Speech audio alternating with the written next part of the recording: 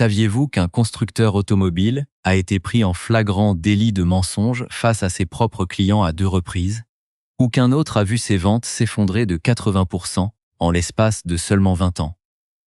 Et que dire de la marque numéro 1 de cette liste, qui écoule encore près d'1 million de véhicules par an, alors qu'elle se vide de son sang de l'intérieur? Ce que vous vous apprêtez à découvrir, ce n'est pas un énième forfait garage surfacturé pour une vidange, pas un abonnement mensuel pour activer des options déjà installées dans votre propre voiture, pas un kit d'additifs miracle vendu à prix d'or au rayon accessoires. Ce que nous mettons à nu aujourd'hui, c'est l'effondrement silencieux et structurel de géants industriels que vous croisez tous les jours sur nos routes européennes et françaises, des marques en pleine implosion en 2026. Si vous êtes sur le point de signer un bon de commande chez un concessionnaire, vous devez impérativement écouter ce qui suit. Prenons un exemple concret qui touche directement le marché français et les réglementations de l'Union européenne. Prenez une pièce technique identique, disons un bloc d'injection ou un module de gestion de batterie d'un grand constructeur. Sur le marché américain ou asiatique, la marque gère ses stocks à flux tendu avec une logistique d'importation directe. Mais une fois arrivée sur le sol européen, cette même pièce doit valider des normes de conformité drastiques, subir des contrôles d'homologation stricts et s'adapter à des intervalles de maintenance calés sur nos habitudes, des trajets urbains denses ou des vitesses stabilisées à 130 km/h sur nos autoroutes. Le résultat ? Une explosion des coûts de stockage et des délais d'attente interminables dans les ateliers de l'Hexagone, là où une usine hors d'Europe expédie un composant en 48 heures pour un coût dérisoire. Le réseau français se retrouve asphyxié par des taxes d'importation et des exigences de certification qui font grimper la facture de 40% pour le client final. Les propriétaires se retrouvent avec des véhicules immobilisés pendant des semaines pour un simple capteur, voyant leur valeur de revente s'effondrer sur le marché de l'occasion avant même d'avoir atteint les 60 000 km. Pour comprendre pourquoi le système est devenu aussi fragile et pourquoi ces constructeurs cachent leurs difficultés financières derrière des campagnes marketing agressives, il faut remonter à l'année 1999, lorsque les premières grandes alliances mondiales ont fusionné des catalogues entiers pour masquer des baisses de rentabilité chroniques. Commençons ce tour d'horizon par le numéro 6 de notre liste, Genesis. C'est l'exemple parfait de la marque qui avait absolument tous les ingrédients pour réussir et qui, pourtant, n'arrive pas à transformer l'essai sur le vieux continent. Genesis, c'est la division de luxe du groupe Hyundai. Ils sont arrivés sur le marché haut de gamme avec une promesse très claire. Offrir une qualité de finition équivalente aux standards allemands pour une fraction de leur prix. Et si on est tout à fait honnête, les voitures ne sont pas mauvaises. Le design est affirmé, les intérieurs sont cossus, la technologie embarquée est omniprésente. Et les tarifs affichés se situent plusieurs milliers d'euros en dessous de ceux de BMW, Mercedes ou Lexus.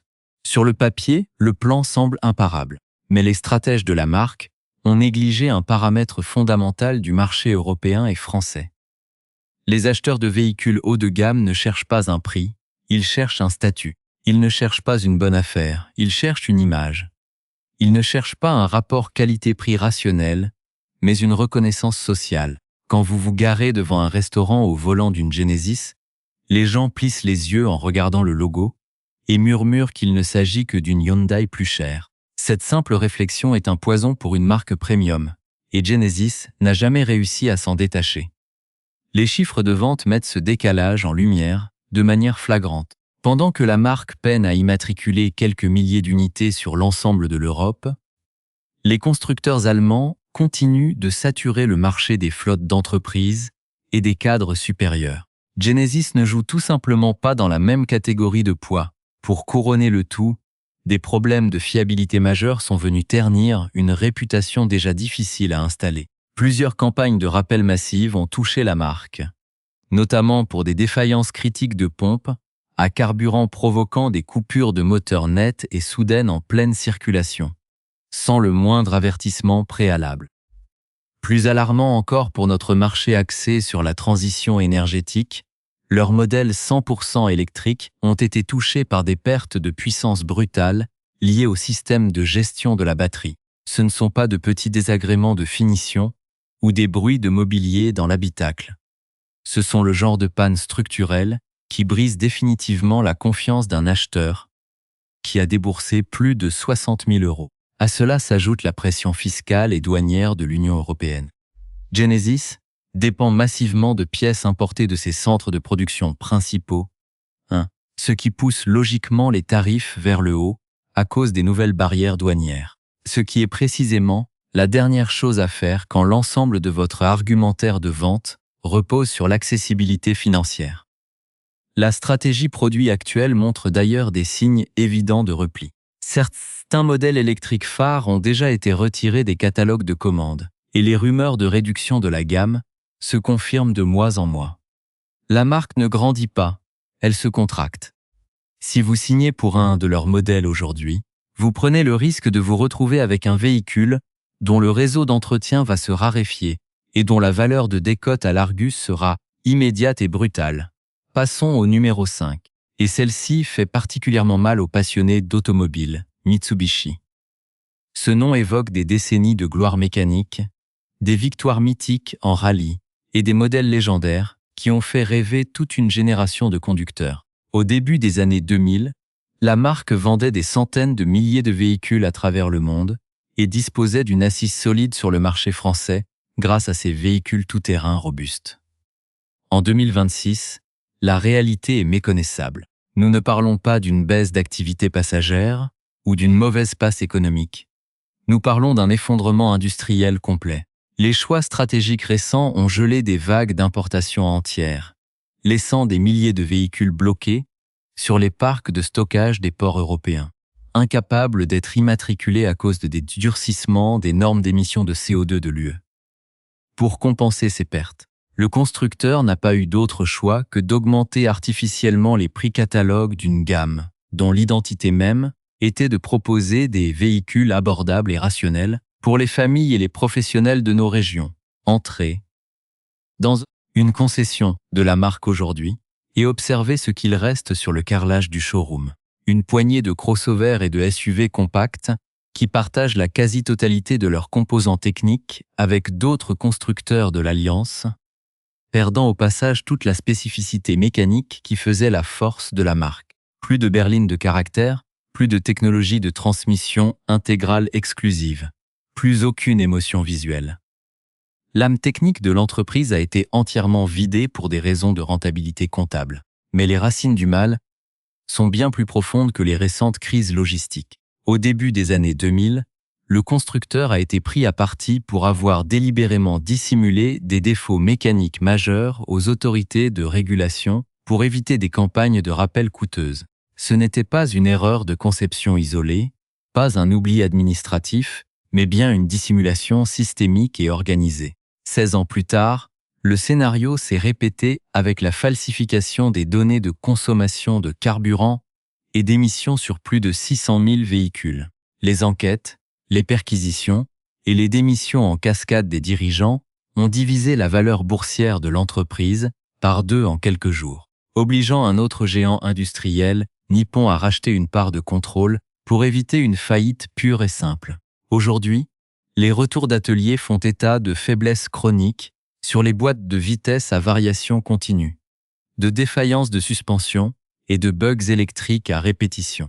L'expérience d'utilisation ne justifie plus les montants réclamés sur les devis, et le marché de l'occasion applique une décote sévère. La nostalgie d'un badge ne répare pas une transmission défaillante et ne protégera pas votre capital au moment de la revente. Pour bien saisir la fragilité de ces colosses aux pieds d'argile, il faut plonger sous le capot et observer la physique et la chimie concrète qui régissent vos trajets quotidiens. Prenons l'exemple des transmissions modernes à variation continue, ces fameuses boîtes CVT qui équipent une part immense des modèles asiatiques en difficulté. Visuellement, imaginez le mécanisme d'un simple scooter ou d'un variateur de machine à laver. 2 poulies en forme de cône, reliées par une courroie métallique. En s'écartant ou en se rapprochant, ces cônes changent le diamètre de rotation de la courroie pour modifier le rapport de transmission de manière infinie, sans rupture de charge. Sur le papier, c'est l'idéal pour maintenir le moteur à son régime de rendement optimal et consommer le moins possible. Dans la réalité de nos embouteillages urbains et des relances sur autoroute, c'est un cauchemar thermique. La friction constante du métal contre le métal génère une élévation de température critique du fluide hydraulique. Cette huile de boîte, qui devrait agir comme un bouclier protecteur, finit par cuire littéralement sous l'effet de la chaleur, perdant ses propriétés de viscosité à un rythme accéléré. Dès lors que le film d'huile se rompt, la courroie métallique commence à patiner et à ronger les parois des cônes, envoyant des milliers de micro-limailles de faire saturer les électrovannes du bloc hydraulique. Votre boîte ne répond plus, elle saccade, elle hurle en montée. Avant de se mettre en sécurité complète au milieu d'une intersection, le problème n'est pas différent sur les motorisations thermiques d'Annecy ou les architectures hybrides qui doivent valider les cycles d'homologation européens. Pour réduire les émissions de particules fines sans perdre en puissance, les ingénieurs injectent le carburant à des pressions colossales, souvent supérieures à 200 bars, directement dans la chambre de combustion. Imaginez un nettoyeur haute pression miniature pulvérisant de l'essence atomisée au cœur d'un cylindre brûlant. Si le cycle de conduite consiste en de courts trajets urbains à froid, une partie de cette essence pulvérisée ne brûle pas. Elle se liquéfie contre les parois froides du cylindre, passe à travers les segments du piston et vient ruisseler directement dans le carter d'huile bas moteur. Ce phénomène de dilution de l'huile par le carburant est une bombe à retardement. L'essence vient saboter le pouvoir lubrifiant de l'huile moteur, la rendant aussi fluide que de l'eau. Vos arbres à cames, vos coussinets de bielle et surtout votre chaîne de distribution ne sont plus protégés par un film visqueux, mais lavés par un mélange corrosif. À chaque démarrage, la chaîne s'allonge de quelques fractions de millimètres sous la tension. L'ordinateur de bord compense l'écart électronique des capteurs de position jusqu'au jour où le décalage physique est trop grand. La chaîne saute une dent, les pistons percutent les soupapes à pleine vitesse, et votre moteur est instantanément détruit. Historiquement, les mécaniciens calculaient les marges de tolérance avec des coefficients de sécurité généreux, acceptant des pièces lourdes et épaisses pour garantir la longévité du bloc au-delà des 300 000 km. Dès le début des années 2010, la course effrénée à la réduction de la moindre fraction de grammes de CO2 a balayé cette philosophie. Chaque composant a été aminci, ajouré, optimisé pour le poids au détriment de sa résistance structurelle à long terme. C'est là que la réglementation de l'Union européenne entre en jeu avec une sévérité unique au monde. Contrairement à d'autres continents où les tests d'émissions tolèrent des variations larges, les laboratoires européens imposent désormais des mesures d'émissions en conditions de conduite réelles, les protocoles RDE. Les constructeurs ne peuvent plus tricher avec des logiciels de détection de bancs d'essai. Les véhicules doivent rester propres qu'ils fassent -5 degrés en montagne ou 35 degrés en plein embouteillage parisien. Pour y parvenir, les calculateurs d'injection doivent appauvrir le mélange air-carburant de manière extrême, ce qui fait grimper la température interne des gaz d'échappement à des niveaux que les métaux ordinaires ne peuvent pas endurer. Les collecteurs d'échappement se fissurent, les turbines des turbocompresseurs se déforment sous l'action de chaleur dépassant les 900 degrés Celsius, et les systèmes de dépollution, comme les filtres à particules, s'encrassent de suie carbonée en moins de 2 ans d'utilisation citadine. Le constructeur sait parfaitement que son architecture mécanique est poussée dans ses derniers retranchements physiques. Mais il préfère reporter le coût de cette usure prématurée sur l'utilisateur final, une fois la période de garantie légale dépassée. Maintenant, voyons ce que vous faites concrètement pour protéger votre investissement face à cette mécanique poussée à bout. Pour contrer ce phénomène destructeur de dilution de l'huile par le carburant, la première action consiste à bannir définitivement les intervalles d'entretien rallongés préconisés par les constructeurs. Oubliez les vidanges tous les 2 ans ou tous les 30 000 km, qui ne servent qu'à afficher un coût d'entretien artificiellement bas pour les sociétés de location de flotte. Vous devez impérativement rapprocher vos vidanges à un intervalle strict de 10 000 km ou 1 an maximum. Surtout si votre véhicule effectue plus de 50% de ses trajets en milieu urbain. C'est le seul moyen mécanique de purger le carter avant que la concentration d'essence n'atteigne le seuil critique de 5% dans l'huile, niveau à partir duquel l'usure de la chaîne de distribution s'accélère de manière exponentielle, l'opération doit obligatoirement se faire sur un moteur chaud, après au moins 20 minutes de roulage stabilisé. Pourquoi? Parce que la viscosité de l'huile usagée doit être la plus fluide possible pour entraîner avec elle les dépôts de suie carbonée et la limaille microscopique en suspension accumulée au fond du carter. Lors du remplissage, exigez une huile qui respecte scrupuleusement la norme technique européenne mise à jour par le constructeur. Souvent une viscosité très basse de type 0W20 ou 5W30 de formulation 100% synthétique, riche en additifs anti-usure. Une quantité standard de 4 à 5 litres suffit pour la majorité des blocs modernes, mais le niveau doit être vérifié manuellement à la jauge physique toutes les 2 semaines, sans faire confiance aveuglément au capteur électronique du tableau de bord, qui peut être faussé par la présence du carburant imbrûlé. La deuxième étape indispensable concerne le traitement du système d'injection directe à haute pression.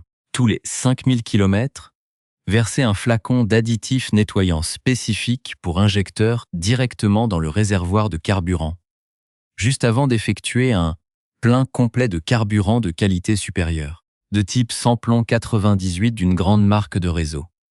Ce carburant contient des détergents absents des essences low-cost de supermarché. L'objectif est de dissoudre les dépôts de vernis et de calamine qui se forment sur les buses microscopiques des injecteurs. En maintenant un jet parfaitement atomisé, vous évitez que le carburant ne soit projeté sous forme de gouttelettes lourdes contre les parois froides des cylindres, coupant ainsi le mal de la dilution à sa racine géométrique. La troisième action concrète vise à préserver la longévité de votre filtre à particules et de votre vanne de recirculation des gaz d'échappement. Une fois par mois, vous devez programmer un trajet de décrassage sur autoroute ou sur voie rapide d'une durée minimale de 30 minutes. Une fois le moteur à sa température nominale, maintenez un régime moteur stable supérieur à 3000 tours par minute, en rétrogradant d'un ou deux rapports si nécessaire. Cette procédure mécanique permet d'élever la température des gaz d'échappement au-dessus de 600 degrés Celsius à l'entrée du catalyseur. C'est la condition thermique indispensable pour déclencher la régénération passive du filtre, brûlant ainsi les suies accumulées pour les transformer en cendres inoffensives avant que le filtre ne se colmate définitivement. Faisons maintenant le calcul de vos coûts réels. Effectuez soi-même ou via un atelier indépendant une vidange intermédiaire avec un filtre neuf et un additif d'injection de qualité supérieure vous coûtera environ 90 € par application. Pour une base de 100 000 km, cela représente un investissement total de 900 € de consommables de prévention. Le garage officiel de la marque, lui, vous facturera l'équivalent de 350 € par révision standard tous les 2 ans, en fermant les yeux sur l'usure interne de votre moteur. En cas de rupture de la chaîne de distribution ou de grippage des injecteurs hors garantie, la facture d'échange standard du moteur s'élèvera à un montant moyen de 7 500 €, payable immédiatement de votre poche.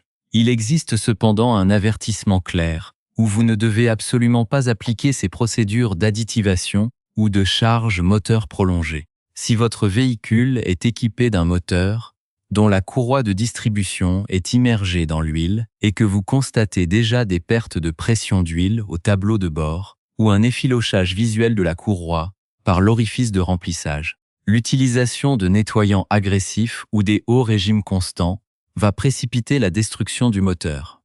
Les résidus de gomme de la courroie viendraient instantanément boucher la crépine de la pompe à huile, coupant toute lubrification.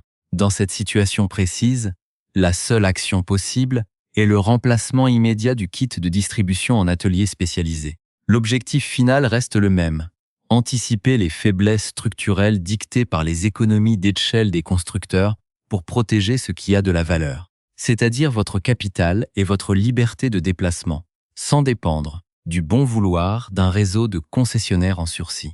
Pour mesurer l'ampleur de cette fragilité systémique, regardons les chiffres concrets des gestionnaires de flottes d'entreprises et des compagnies de transport en France. Sur un échantillon de 12 000 véhicules utilitaires et berlines légères suivis sur une période de 4 ans, entre 2022 et 2026, le taux d'immobilisation pour panne mécanique lourde, avant 80 000 km, a bondi de 18%. Les coûts de maintenance corrective pour les entreprises françaises ont progressé de 22% sur la même période, forçant les directeurs financiers à revoir totalement la durée de détention des véhicules. En Europe, et particulièrement sur le marché français, soumis à une fiscalité punitive sur le poids et les émissions de carbone. Les valeurs résiduelles des modèles thermiques complexes et des premiers hybrides non certifiés s'effondrent à un rythme inédit de 25% dès la première année, là où les marchés d'importation hors Union européenne conservent une courbe de décote beaucoup plus linéaire grâce à des contraintes techniques et environnementales bien moins restrictives. Prenons l'exemple flagrant de la commercialisation de certains fluides de refroidissement ou de lubrifiants spécifiques vendus dans les réseaux officiels, sous l'appellation d'huile de haute technicité indispensable à la survie de votre bloc moteur. En réalité, une analyse chimique indépendante des fiches de données de sécurité révèle que ces produits partagent exactement les mêmes bases de pétrole raffiné et les mêmes molécules de polymères que des huiles standards vendues, moitié moins chères en centre auto ou chez les distributeurs de pièces industrielles. La différence de prix, qui atteint parfois un facteur de 1 à 3 au litre chez le concessionnaire, ne finance pas une formule magique ou une protection supérieure, mais paie simplement le coût du packaging aux couleurs de la marque, les frais de licence d'homologation et la marge brute du réseau de distribution qui doit compenser la baisse de fréquentation de ces showrooms. Plusieurs études techniques menées par des organismes de certification automobile et des rapports d'experts judiciaires auprès des tribunaux de commerce confirment de manière factuelle cette dérive industrielle. Les analyses d'huile moteur usagées réalisées en laboratoire sur des milliers de moteurs modernes démontrent de manière irréfutable que la dégradation thermique du lubrifiant intervient bien avant le seuil des 20 000 km, contredisant directement les discours marketing des constructeurs qui affirment que leurs moteurs peuvent tenir 30 000 km sans intervention. Ces données chiffrées prouvent que les notes techniques internes envoyées aux réparateurs agréés pour modifier discrètement les logiciels de gestion de maintenance ne sont pas des cas isolés, mais une stratégie de gestion des risques juridiques parfaitement calculée. La logique globale du système automobile actuel repose entièrement sur ce modèle économique de l'après-vente, avec la réduction des marges sur la vente des véhicules neufs due à la concurrence internationale et aux investissements colossaux exigés par l'électrification. Les constructeurs ont déplacé leur centre de profit vers le cycle des pièces de